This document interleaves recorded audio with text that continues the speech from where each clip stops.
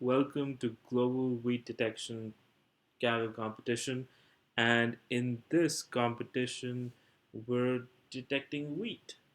And it's basically an object detection competition where we have only one image class, which is wheat, and that is the only uh, class of objects that we need to detect or find bounding boxes around.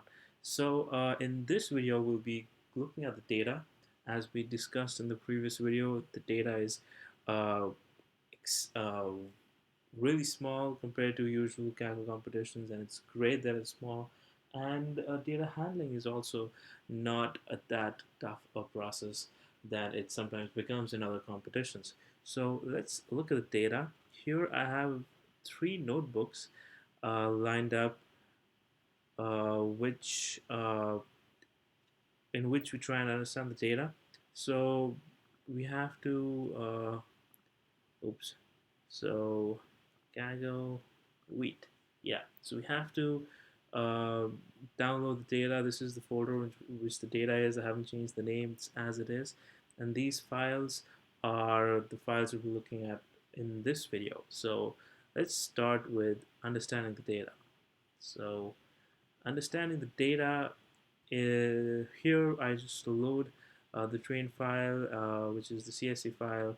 This is how the train head looks like. This is how the data looks like. So there's an image ID, and this it's the height and the width of the image, and then there is a bounding box given, and then there is a source given. So keeping the source aside for now, bounding.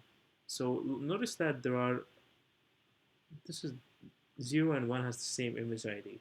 So this is just basically telling us that there are multiple bounding boxes for the same image, which makes complete sense. So just wanted you to notice this. There are multiple bounding boxes for uh, each image. There are images for which there are no bounding boxes, and images have different sources. So let's take a look at this. So this command gives us the height and the width of every image. I went over and checked, because they've specified height and width. Is there an image that does not have the height and the width of 1024 cross 1024?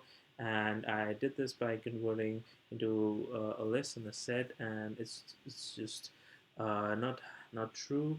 And all the images basically have the exact same size, which means it's so much easier for pre-processing, and it's actually really great.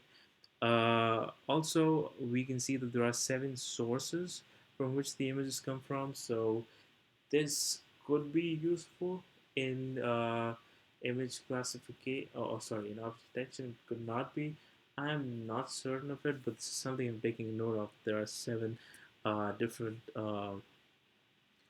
there are 7 different sources of the images come from. Maybe someone could run a classifier like an image classifier and see if you could classify the images into these 7 classes, these 7 sources, and see what you get. Maybe I'll do it. It's a futile exercise, I feel, but it might be interesting. It just might be. You never know. And then this command is basically showing that there are 3,373 images with which have bounding boxes. In total, there are 3,400 images. There are about 50 images that do not have any bounding boxes, and otherwise there are about 3,400 images with bounding boxes. So that was it. That was all the data that you need to understand. That's all the data is. And in the next video, we'll try and see how the data looks like. We'll visualize the data set. So if you like this video, please hit the like button, please subscribe to the channel, and I'll keep uploading more videos with the Kaggle competition. Thank you guys, and see you in the next video.